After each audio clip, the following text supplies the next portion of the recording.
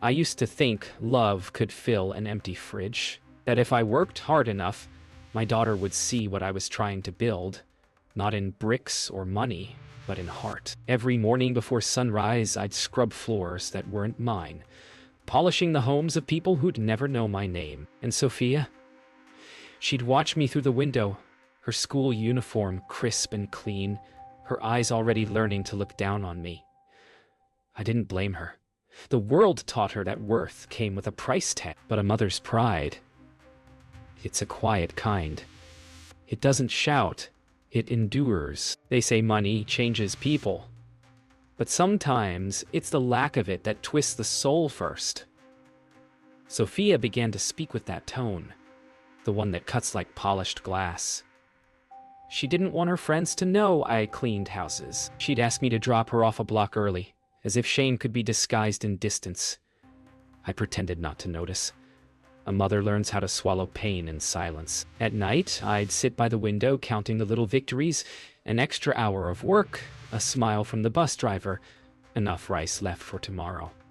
I didn't need much, just a sign that Sophia might understand one day, that I was building something invisible, but real. One evening she came home furious.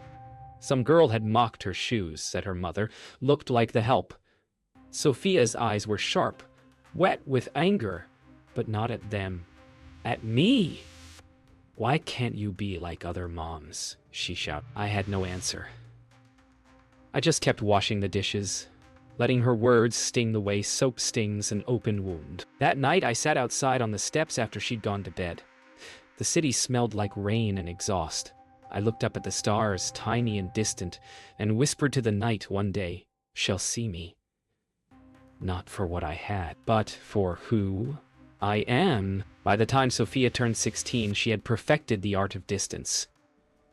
She spoke to me in half sentences, her phone glued to her hand, her laughter belonging to someone else's world. I watched her disappear piece by piece. First her trust, then her warmth, then her voice. But I never stopped believing that love could wait, even when it was no longer invited to sit at the table. Sophia got her first part-time job at a boutique uptown. I remember the day she came home wearing perfume that smelled like wealth. She stood in front of the mirror, turning side to side, admiring herself. I told her she looked beautiful. She laughed and said, "You wouldn't know, Mom. You've never had anything nice." It wasn't cruelty, just the honesty of someone who had never known gratitude. The fights became part of our routine. I'd ask about school, she'd roll her eyes. I'd try to talk about saving money. She'd tell me I was jealous. One night, I found a flyer for a college scholarship. She tore it up in front of me. "I'm not living like you," she said. That one landed deep. I wanted to tell her that everything I did was so she wouldn't have to, but I couldn't find the words. I started taking extra shifts to pay the bills, just to keep her future open. I'd come home past midnight and find her asleep on the couch, the TV still playing music videos of girls dripping in gold. I'd cover her with a blanket and wonder how long love could survive in silence. The morning she left, she didn't even say goodbye. Just a note on the table. "Don't worry, I'll make it big." I held that piece of paper like it was her last breath. She was chasing a dream I could never afford to see. I just didn't know that sometimes, the higher you climb, the lonelier it gets when you fall. After Sophia left, silence became my only companion. It was heavy at first, like grief that refused to fade. But silence can be a teacher. It shows you who you are without the noise of others. I found work at a small organic food startup. Nothing glamorous, just a chance to start again. They called me Means. As they were cheers, and somehow, that small respect felt like a door opening. Daniel Cooper was the kind of boss who noticed things. He didn't see my uniform, he saw my effort. When I stayed late one night to clean the walk-in freezer, he asked why. I told him I like to leave a place better than I found it. He smiled and said, "That's how leaders think." No one had ever used that word for me, Before weeks turned into months, my back ached less, my spirit more alive. I learned about organic produce, supply chains, sustainability. Things I'd never even heard of before.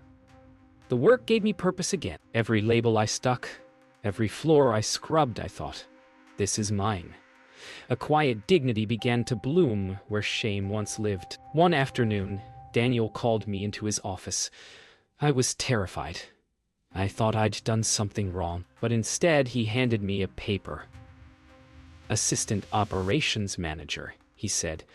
"You earned this." I didn't know whether to laugh or cry. It felt like the first time in my life someone had seen me for what I was capable of, not where I came from. That night, I sat on the bus ride home, watching the city blur past. For the first time in years, I didn't feel invisible. I whispered to the window's reflection, "We're getting there, Sophia." I didn't know where she was, or if she'd ever forgive me, but I hoped one day she'd see. Sometimes the strongest comeback is the quiet kind. 5 years can turn a woman into someone unrecognizable. I was no longer the cleaner in the corner. I was Maria Alvarez, part owner of a growing company. Funny how life blooms quietly while no one's watching. But success didn't taste sweet. It was steady, humble, built from the same grit that had once kept the lights on. I still thought of Sophia every day, wondering if pride had built her world as solidly as I had built mine. Meanwhile, Sophia's world was polished but hollow. She'd climbed her way into Evelyn Carter's luxury brand firm. Glittering offices, perfect people, perfect lies. The kind of place where everyone smiles through their teeth. I didn't know it yet, but while I was learning peace, she was learning how fragile glamour could be. When you build a life on appearances, it only takes one crack for everything to fall.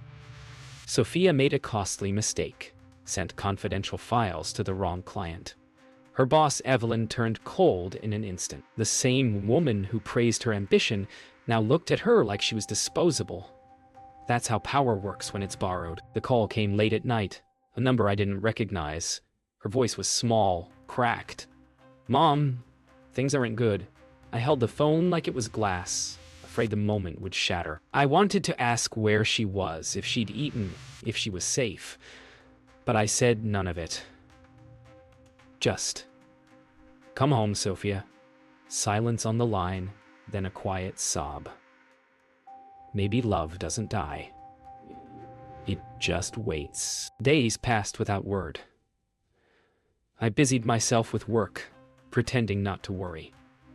Then one morning, Daniel walked into my office holding a resume. "You might want to see this," he said. My heart froze. It was Sophia's. Her handwriting, her photo, her name. My daughter applying for an entry-level position at Harvest Grove. Life has a cruel sense of humor, but sometimes is just giving you a chance to heal differently. The morning Sophia walked into my company, I felt the world pause. She didn't see me at first, just another office, another interview. But I saw everything. The worry in her eyes, the weight in her shoulders, the arrogance worn thin by survival. My daughter no longer untouchable. For years I dreamed she'd come home. I just never imagined it would be through my office door. She sat in the waiting area, tapping her foot, rehearsing lines under her breath. I wanted to rush to her, hold her, tell her she didn't have to prove anything. But pride, hers and mine, held me still. When Daniel called her name, she stood tall, like she was still the girl who had something to prove to the world. She had no idea her world was about to turn. Daniel conducted the interview kindly.